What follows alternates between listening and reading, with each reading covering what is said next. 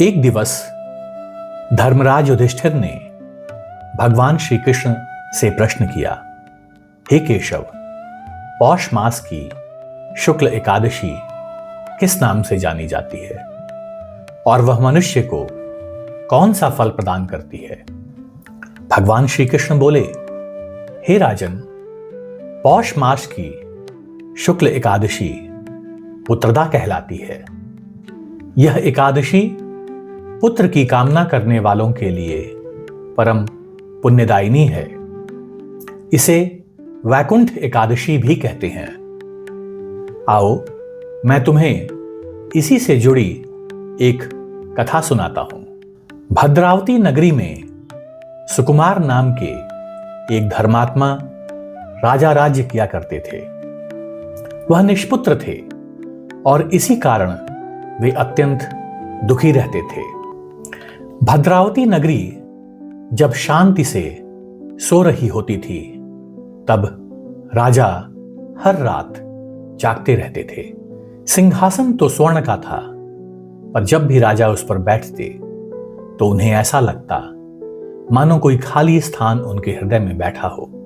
राजा सुकुमार धर्म जानते थे, वे शास्त्र जानते थे, पर एक प्रश्न उन्हें भीतर से खाता रहता था, मेरे जाने के बाद इस राज्य का द्वीप आगे कौन जलाएगा? एक रात्रि राजा ने स्वप्न में अपने पितरों को देखा। पितर मौन थे, न तो आशीर्वाद की मुद्रा, न तो चेहरे पर आक्रोश। पितृगण केवल राजा को देख रहे थे। राजा घबराकर नींद से जाग उठे। वे उसी क्षण समझ गए कि यह दुख राज्य सिंहासन का नहीं है, बल्कि पितृ ऋण का है।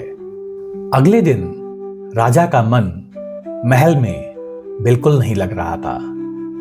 बिना किसी को सूचना दिए वे वन की ओर निकल पड़े। न तो कोई स्पष्ट उद्देश्य था, न तो कोई योजना। मानो उनके कदम स्वयं ही उन्हें किसी उत्तर की ओर ले जा रहे थे।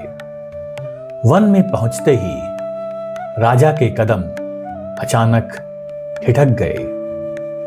वहां एक तपस्वी ऋषि द्वीप के सामने मौन बैठे थे। ऋषि ने कहा, राजन, मैं बहुत समय से तुम्हारी प्रतीक्षा कर रहा था। मुझे ज्ञात था कि विलंब भले ही हो, लेकिन एक दिन तुम अवश्य आओगे। राजा सुकुमार आश्चर्य से भर गए। ऋषि फिर बोले, मुझे ज्ञात है तुम किस प्रश्न का उत्तर खोज रहे हो। हर कर्म का एक द्वार होता है और तुम्हारे भाग्य का द्वार पौष शुक्ल एकादशी ही है। ऋषि बोले, यह एकादशी केवल संतानदायिनी नहीं होती, यह उस द्वार की कुंजी भी है जिसे वैकुंठ द्वार कहते हैं। राजा ने पूछा, वैकुंठ द्वार? ऋषि मुस्कुराए, हां राजन, वर्ष में एक बार वैकुंठ के द्वार खुलते हैं और उस रात्रि जो जागा वह मृत्यु से नहीं डरता। इतना कहकर ऋषि क्षण भर में ही अंतर्ध्यान हो गए। राजा सुकुमार अचंभित थे।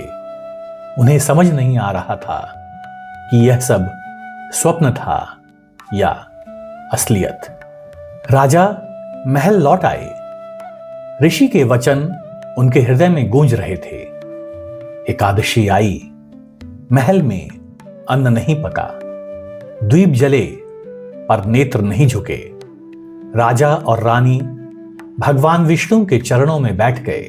हे नारायण, यदि संतान देना हो तो दे दो, और यदि नहीं तो हमें स्वीकार करना सिखा दो। उस रात्रि वैकुंठ में घंटियां बजी।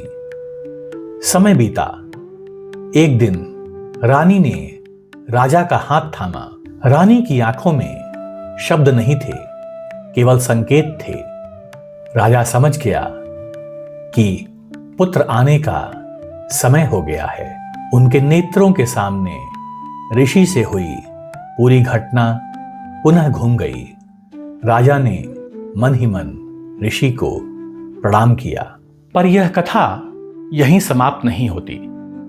वर्षों बाद राजा सुकुमार और महारानी ने जब धरती लोक पर अपना आयु खंड पूरा कर लिया तो एक वैकुंठ एकादशी की रात्रि अपने शरीर को त्यागने का फैसला किया।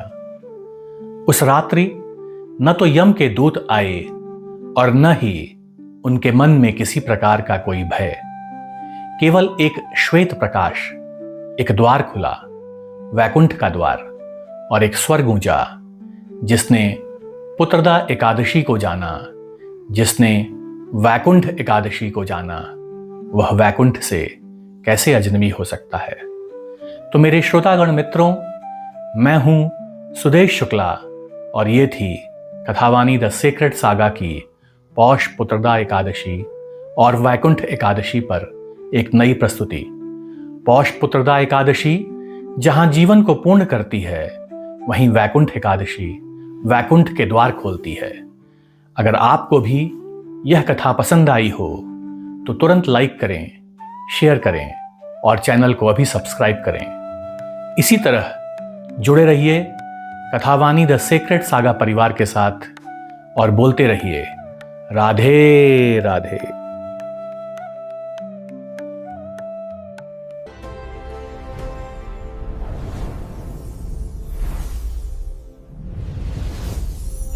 कथावाणी,